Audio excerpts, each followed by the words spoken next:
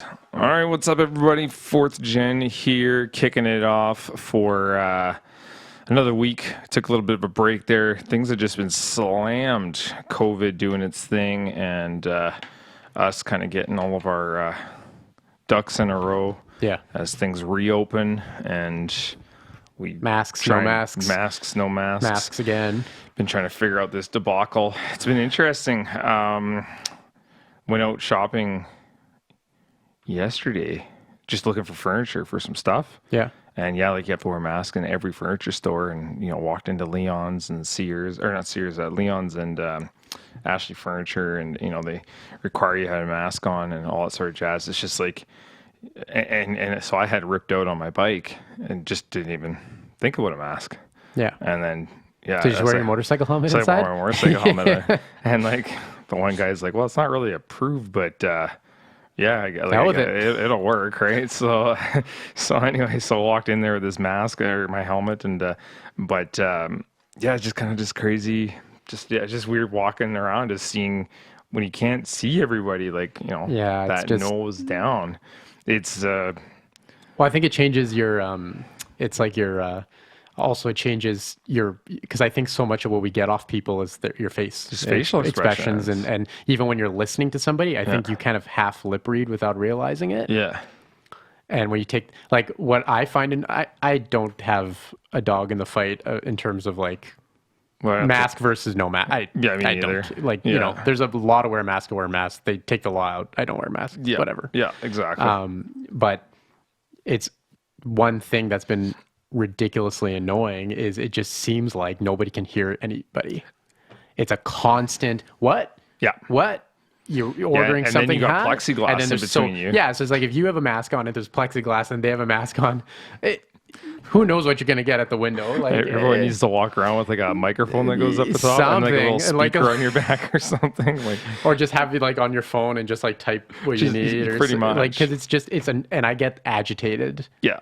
But you can see everybody does. Like, yeah, like I saw exactly what you're talking about, like 3-4 times yesterday. Yeah. And it happened to me a couple times. And even with my helmet on, they're like, and like, and you're yelling, and it's like, I get it. Like, it sucks, but I get it. At the deli, I went to get a charcuterie board, stuff for charcuterie board, and like, there's like so they make you stand back 2 feet or so from the from like the deli counter, but then they're behind the deli counter, and then you've got a mask on and they've got a mask on. And is there plexi too? No, they don't have plexi, but and it's just it was just like I need it's like I need 100 grams of this, this, and they're like, what? I need 100 God damn it, I need. And then some old battle axe woman was like walking with her purse, and she had no mask on, and then she's like, I need this, and the guy's like, okay, oh ma'am, like, could you please remember your mask next time you're in? Now's not whatever, but next time you're in. Right. And then she's like, you can't tell me what to do, but he couldn't hear, so he's like, what? And then she got extra mad because he like just like. And I'm like, oh my God. I'm like, my anxiety level is like up to here now. Everything's just straight comedy.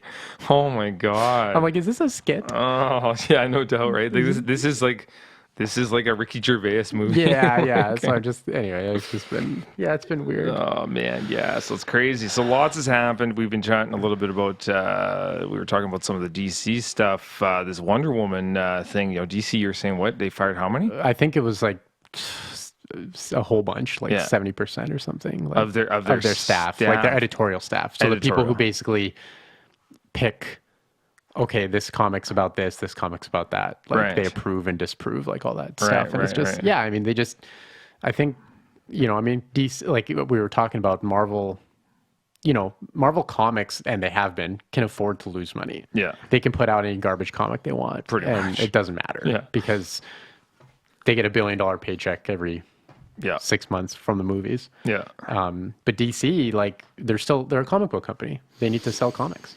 Yeah, and their movies haven't done the greatest. No. I mean, Wonder Woman did okay, and Aquaman, I think, did all right. Yeah, but again, it doesn't go straight to them, right? Because it's Warner. Oh, right. That's right. So it's their license. They basically license. Yeah. The rights for them to use the characters. Right. So it's a different. It's kind of like what Marvel had with the first 3 or 4 movies before they created Marvel Studios. Right. They had to get somebody to distribute it, right? Right. The really bad ones. Yeah. No, what do you? Well, like Hulk, like the first Hulk with it was Ang Lee, I think that did it. So yeah, that was pretty yeah, bad. I think the mics are just peaking a little bit, but we'll but I mean now it's like DC's. I mean, and it's true. There's kind of like a it's just like with Star Wars. I mean, yeah, there's you can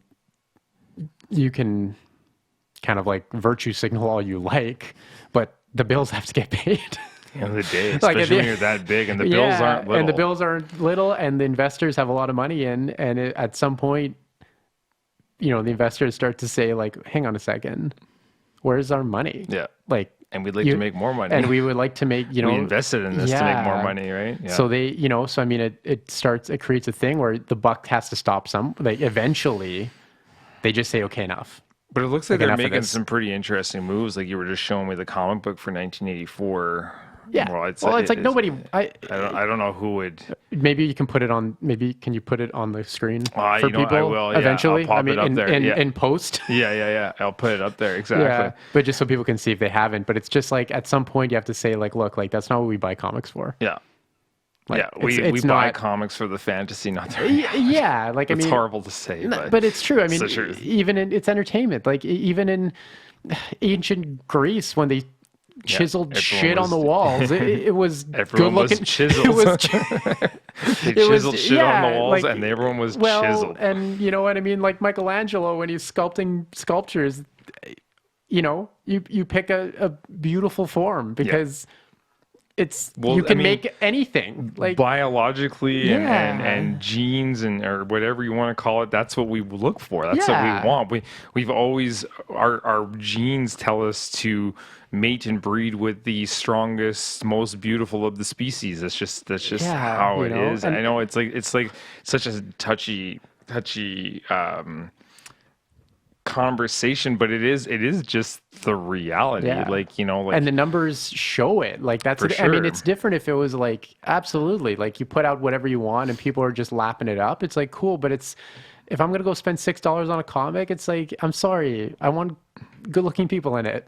Yeah, like I do, because it's like that's who's a movie star, right? Like who are the movie stars? It's and I think that norm is slowly breaking, and maybe there's time for the comics to do its thing, I guess. Like well, I mean, you can have the thing is like, or you can have the comics for the people who want that, like but you need to pay the bills. Yeah. So at the end of the day, you need to sell to the 99%.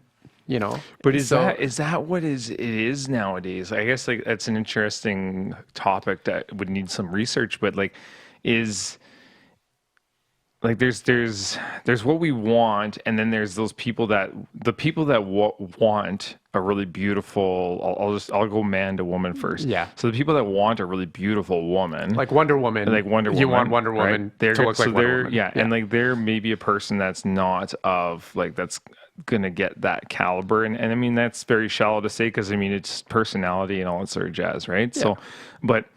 So they're gonna go after the comic book that of what their wish is. Well, I think what their fantasy is. And I think that's different. That's very true. So do people want to live in their fantasy world, or do they want to pick up a comic book that's more realistic to them, where it's like these?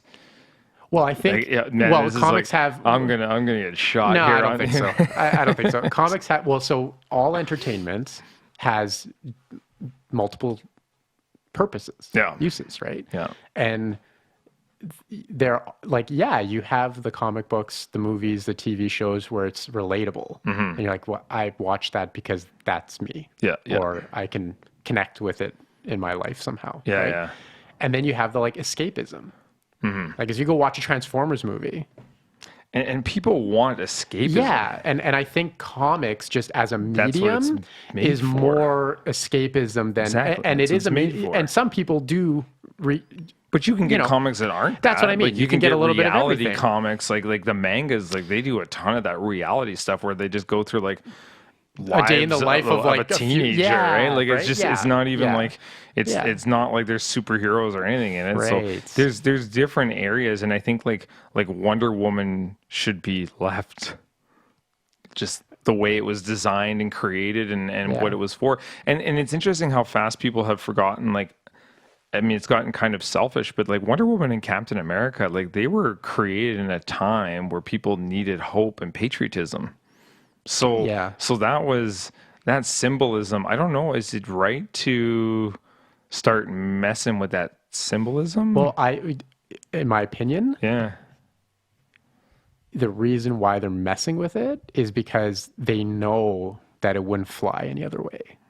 Like, that's what I think. Like, I think if you created a new character, which Marvel found out about, like we talked about, if you create a brand new character that's trying to, that isn't an ideal to live up to, but is just your vision of what people want now. Yeah.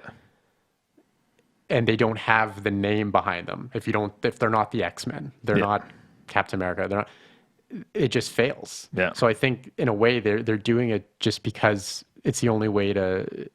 Well, like, think of how long these characters have been recycled.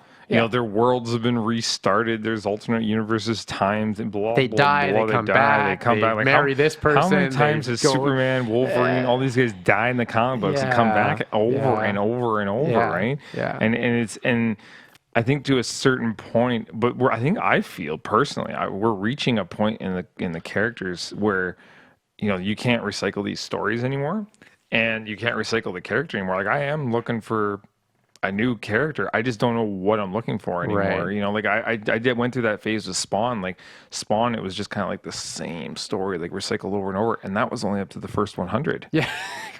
And I was just like, okay, like the dude's turmoil. It's like watching like and we used to, I'm ashamed to say this. We watched like the show Pretty Little Liars with my wife, and it was like the same. Every episode was the same. It was like, okay, they lied. Had they not lied, the show would have been over. Like this show had ended 15 seasons ago, right? And it's kind of like the comics. They just keep doing the same mistakes, same things, same over and over and over. But you're right. What did they do? Like bring in a new character that's not going to have any weight. Yeah, any reach, right? Like, or they don't want to go through the building blocks of making that character. Like you could introduce a character, but then that character is going to need time. Yeah. Like Captain America was a hit because of the time. Yes. And he's remained, and then he went from hit because he was new, the times, then he turned into a classic as soon as those times were over because it was a nostalgia thing. Yeah. Like, do you bring up a COVID hero right now? And then because of the time, and then when COVID goes away, it's like, oh yeah, I can read that comic because I remember back in the day. I don't think they'll be wanting to remember. No, I don't think that's going to fly, right? Yeah. So yeah, it's kind of interesting on like, like I always thought that when we were going through movies, in the 90s when I'd be sitting in my room watching like this is horrible, but I moved out early.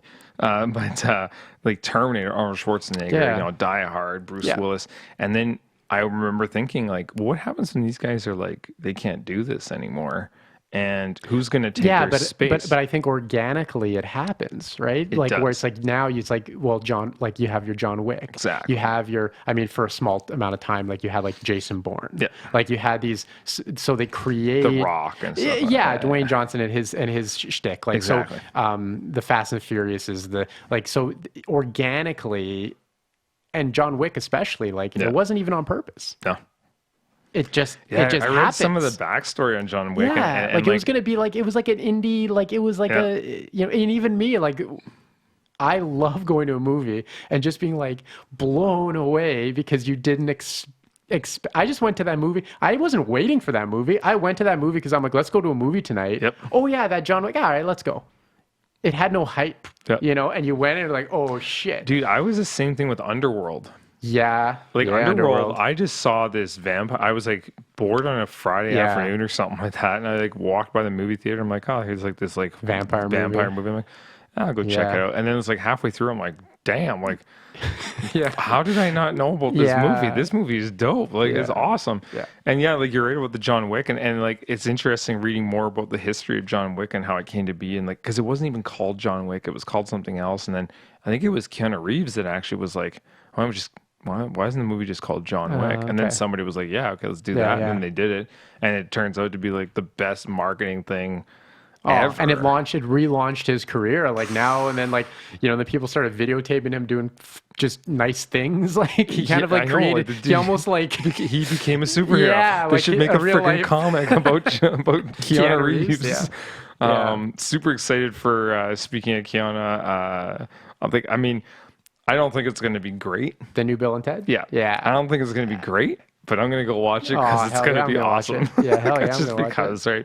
I want to pull up the originals and have, like, because I don't think my wife's seen them. I know my daughter hasn't seen it, but I took my girlfriend to see, so they had a screening at the Garneau. Oh, nice. One night.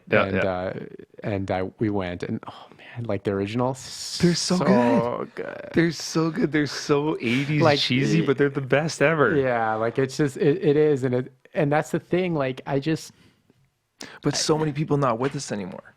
Yeah, like George Carlin and who's the other guy that's in there? What's his name? I can't think of his name now. See his face. I'll have to look it up afterwards. But anyway, so like. Yeah, it's so good. Like I think those are just great movies. And they're wholesome and fun and stuff like that. But that's like, and they were funny. They were funny just because they were just funny. Like they were just trying. Like they weren't. And it's hard to describe, but it's like there was no purpose behind the movie other than to be funny. Yeah. And like now we don't get that anymore. Yeah, it's interesting because like I always look at it as. Real comedy is when the person is being silly, but they themselves don't realize they're being silly, and it's not like over the top. Like you actually truly believe like that Bill and Ted are actually just the way the way they are. They're not like doing that as a shtick. It's like this is how they are. And so it's funny because you're just like these guys are hilarious, right? And like now it's like all like sort of that like it's like forced, that like quick wit forced. Kind of like goofy, you know what I mean? And it's like, and even like when they talked I remember like they talked about, they talked when they were making the new Ghostbusters, like garbage, 2016. Like I haven't seen that one yet. Oh, good. Yeah, is it that bad? Oh man, it's something else. But and they just talked about like the directors talking about, I just turned the cameras on and just like let them do it, and it's like, no, you got to write jokes, dummy. Otherwise, it just ends up being them trying to be funny because they know the camera's on. Like, it's just, and it was all just... Well, and it's interesting, too, when you watch movies, especially if you've seen the actor's previous movie. Yeah. And it's a weak director when the next movie... It's the same character. Yeah. You're like, it's the same character, different movie. Yeah. And I think, and honestly, and if you get down to it, aside from the crappy story and the like derivative like just not trying on the Ghostbusters like lore side of things, I think the biggest problem with the Ghostbusters was that's Kristen Wiig being Kristen Wiig, that's McCartney being like it was just them. They weren't even playing characters. It was so nobody was directing him, nobody was giving him any kind of they didn't like inhabit a character and like emoted their journey. There was no it was just them. It was just some people on a screen. Like and you can tell that, and you can tell now like I feel that because we've seen so many movies that it's so sickly obvious, and they don't, and I really wish they started to understand that it's like, no, like it doesn't matter what you're making, it has to be a good movie. Like it has to be well done. I wonder if that's like a generational thing too for writers, because like my wife and I have been writing some scripts for some like a short little sitcom we're trying to produce, and a couple of other little things, and like we're starting to really realize how important the backstory of that character is, and then how to properly tell that in the beginning of like you literally have to tell, if you're introducing a brand new person, a brand new character, you have to tell that person's entire life story in like the first 5 minutes of the movie. And I'll take Die Hard for instance, the original Die Hard, and we started like analyzing that because we're trying to tell like, the story arc of this character and why he is in our own show and how he got there. And you go through the first like 5 minutes of Die Hard, it's him getting on that plane, being nervous, and then being asked questions by the guy on the plane, like, it's all first time drive, first time flyer, and he's like, yeah, and he's like, oh, make fists with your toes, and he's like, trust me, I've been traveling for 30 years, and then he's asking, he's like, oh, what are you doing? He's like, oh, going to see my wife, ex-wife, and so on. We're going through a hard time. So you learn like all this stuff about John McClane, and then you don't even know he's a cop yet. Yeah. And then he goes to get off the plane, reaches up, his gun gets shown. The guy's kind of panicked. He's like, don't worry, cop. Been a cop for 30 years, yada, yada. Gets off the plane, gets in the limo with Argyle. Yeah. And then there's like a 2-minute segment there of him going like, this and that with my wife. And then Argyle's like, well, tell you what, if you score, good on you. If you don't, I'll stay in the parking lot. Come get me. He's like a good guy, Argyle. Then he goes into the hotel, into the plaza, Nakanomi Plaza, and looks, and then her not using their married name. And so right there, it's the first 5 minutes of the movie, and absolutely everything you need to know about the relationship between him and his wife. They have kids. You know that they split. Why? Because of his job and her job, and the whole thing. And now you're just ready to go.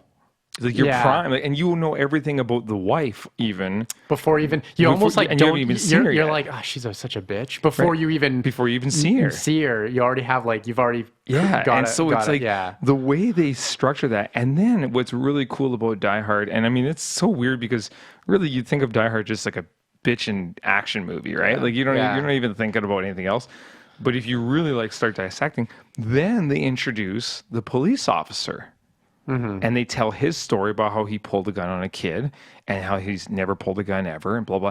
And then he's the hero at the end of the movie. Yeah. He's the one that fires the last shot. Yeah. Comes and it's like he has his own journey. Right. And he only got but that's what it 10 minutes of screen time the whole time. But you could, and it's like the most ancient story is the hero's journey. Absolutely. It's the most, and it's the one that even human beings, because we were brought up, I mean, in the caves, there's no TV. You had to tell stories, right? So it's almost like if you almost have to think you have to strip the movie down. Can you tell the movie?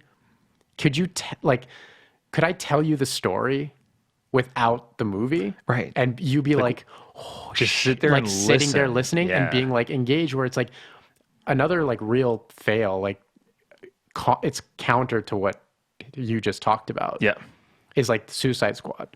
And why did that movie suck? It's well, they can say all kinds of reasons why it sucked, but actually why it sucked was because they needed to that stupid, and it happens a lot in movies now, that all of the exposition isn't done in dialogue. They literally just vomit it out to you in that's what did she say? What did when what's her name? The girl with the sword. Oh, is her name Katana? Katana, yeah. She walks on out of nowhere. She walks on the helicopter, and he's like, "That's Katana. Her sword does this," and he has to literally spew it out in 8 seconds because you have no relationship with that character. Yeah, so you don't care if they die or not. You don't even. Yeah, and that was the whole thing. Oh, that's Captain Boomerang, and then they just have a little all the characters just got 20 seconds of their stupid little name come across the screen. It's why? It's not. That's not story. That's not story. And then so none of them have a journey. None of them do anything. And so even the dude, the climbing guy, gets his head blown off and oh frig. I forget. I can't remember that movie. Exactly. I don't remember all the characters. No, but it's because, and that's the only reason I really remember Will Smith is because it's Will Smith, and I thought that they did good graphics on the bad guy there, the girl Enchantress. Yeah. But that was really I had no interest. I'm a comic fan, and I did collect DC in the early days, but it was your primaries like Batman, Superman, Cyborg and stuff like that. But I had zero interest in that Suicide Squad whatsoever. Yeah. I feel like I don't know, just the more and more they do Batman, I feel like the more and more they wreck it. It's just... It's Captain America, The Times, Batman, Michael Keaton will be my Batman forever. That's just it. Hopefully it comes back. Yeah, they're talking about bringing him back. I mean, that would be get the hell out of here. Yeah, I know. I think somebody photoshopped the two looking at each other or something like that, and I did get into Batman Beyond, the animation.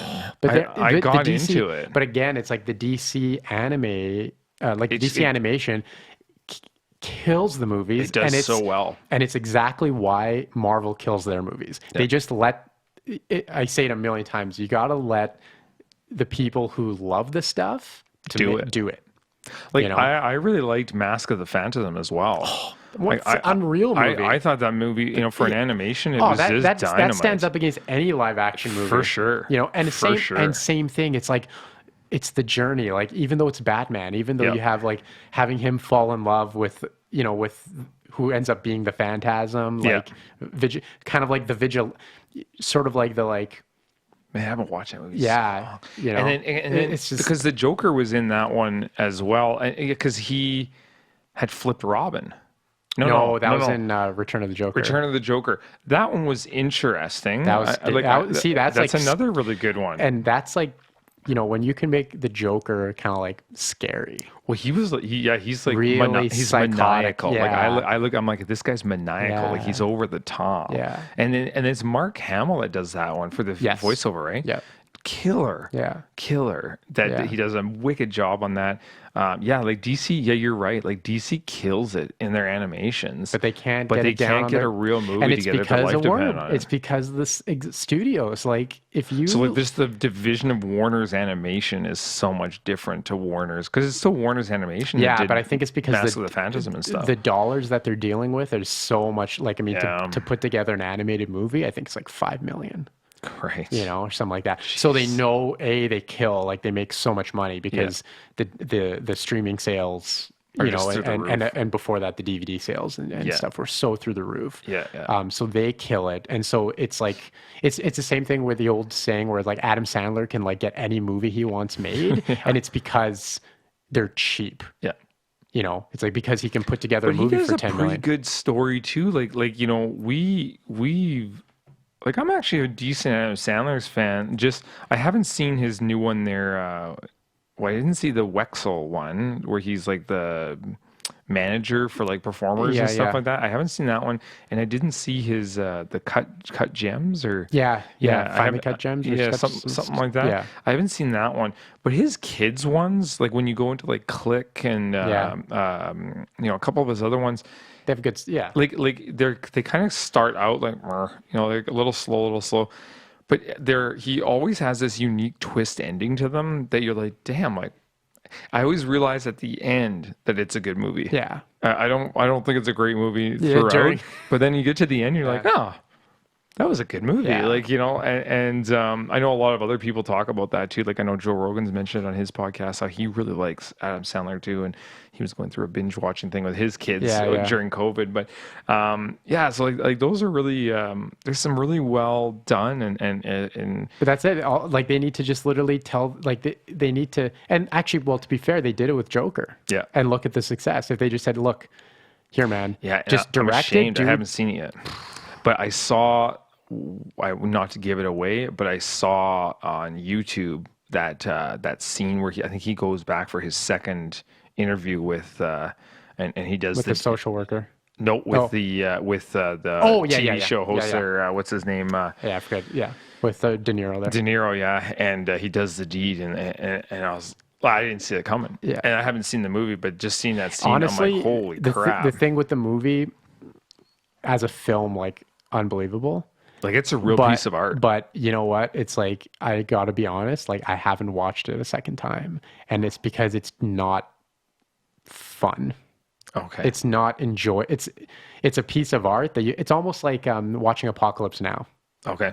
You're exhausted at the end. Right. And that's awesome. Yeah.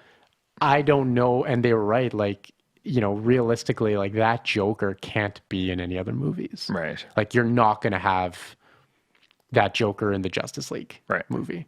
It's impossible because he doesn't exist in the same like universe. Well, I heard like it's like really real. Like it's really real, and it's really messed up, and it's like it's not comfortable to watch. It's actually like uncomfortable. But it's not comfortable watching someone go through pain. No, that's exactly and they did a really good job, like especially doing if you're a good person. Like I mean, like if you saw that person going through that, you'd be like, dude, are you okay, man? Like you'd want to help, but to watch people not helping, and that does happen. There's this one scene, like not to again give too much away, but and I mean everybody's probably seen it by now. But there's one scene where he's murdering somebody. Yeah, and it's not even that he's murdering the person; it's the other bystander watching it happen, and the like terror on his face and sadness on his face because it's his friend that he's murdering.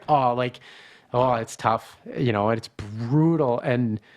But I mean, the thing with DC that makes no sense, like, well, if Warner, if you're okay with them making that rated R, brutal, why can't you just let them make anything? Right. Like, why can't you, you know what I mean? Like, yeah, no kidding. We're going to see the Snyder Cut, like, on HBO Max, like the movie he wanted to actually make. That's exciting. So I'm kind of excited to see. And how much extra is supposed to be in that? So apparently it's going to be, his original cut was going to be about 3.5 hours, 3 hours 45. The one we got was 2 hours dead, right? Yeah. But it was 2 hours dead with 30 or 40% Joss Whedon footage, right? Gotcha. So all those stupid jokes and all those stupid lighthearted things and all the Superman trying to be a little bit more, like a little bit nicer was all garbage Joss Whedon footage, right? And Snyder was like adamant. He's like, this cut will not have a single frame from Joss Whedon. Wow. So you take out 30-40% of the original movie that was 2 hours. Yeah. So you're basically starting with 30-40%, 2 hours. You're starting with basically an hour and 10. Bit, yeah. And the movie's going to be almost 4 hours. So that's a lot that they left on the cutting room floor, right? It'll be crazy to see the reaction to that. Well, I hope that it does and that it's gives people a wake-up call. Right. Where the studio's like, studio wake-up call. And say like, oh shit, like, and same with for Star Wars going forward. Like where say, okay, if somebody comes that loves the stuff and wants to do it a certain way and they have a vision, that'll be great. Like, just let them do it. Yeah. Leave them alone. Don't F around with it. Yeah. Yeah. And it's just like, now that they got, Kathleen Kennedy out of Lucasfilm, hopefully, that thing will turn around. That thing will turn around too. Like, but it's because when's the release again on Mandalorian? Or are they? What's the deal? I don't think I don't know if they started filming the second season yet, but it's going to be. I think October is probably because of COVID, right? Yeah, but I think October it was supposed to come out, so they must have started filming it. Okay. Because New Mutants is coming out right away. Yeah. That's going to be digital, right? Or is that going to be? I don't know. I thought they were going to do theater. I don't know. So man, all these theaters, I hope they just go straight to digital. Like I would love to just. Well, it's pointless to release it in the theaters, like because even like.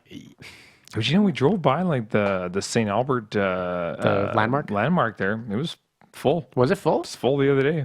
Like the parking lot was like, unless I don't know if they were all going there, but the parking lot was full. I don't know. I don't think those people were going to Home Depot. But I'll tell you that those movies aren't going to they're not making $1 billion going in theaters. Especially if they're paying a theater at the same time. Like, I'm sure they'd do better if they went straight to digital until things lift a little bit more. But I don't know. It's a tough call. Yeah. We'll have to see. We'll end it there. Yeah.